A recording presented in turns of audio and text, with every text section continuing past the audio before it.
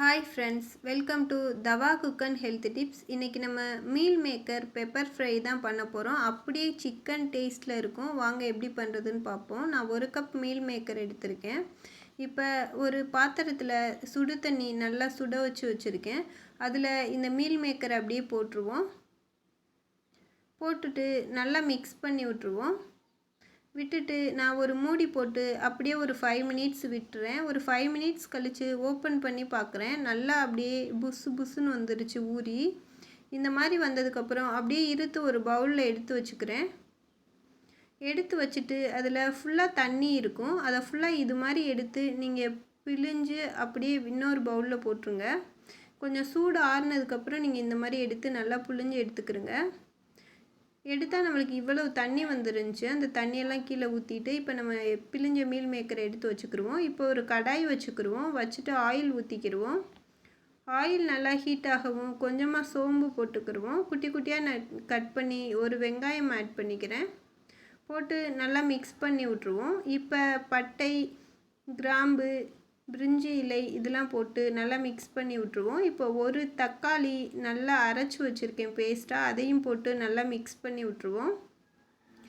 இப்போ கொஞ்சமாக இஞ்சி பூண்டு பேஸ்ட்டு 1 ஸ்பூன் போட்டு அதையும் நல்லா மிக்ஸ் பண்ணி விட்டுக்கிறேன்.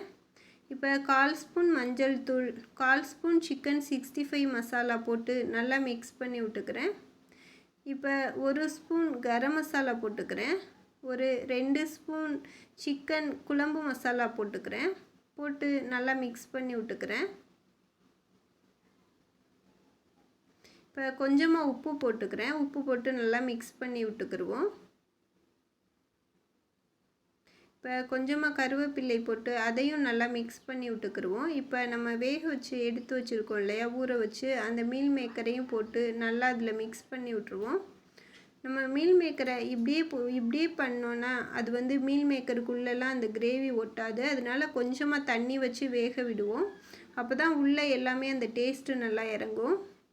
இது அப்படியே சிக்கன் டேஸ்ட்டில் இருக்கும். புரட்டாசி மாதத்தில் நீங்கள் சிக்கன் சாப்பிட்லைனாலும் இது மாதிரி செஞ்சு சாப்பிட்டிங்கன்னா உங்களுக்கு நான்வெஜ்ஜை மிஸ் பண்ண ஒரு ஃபீலே இருக்காது.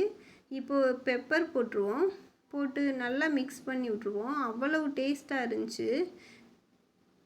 இப்போ நல்லா அப்படியே ஃப்ரை பண்ணி விட்ருவோம்.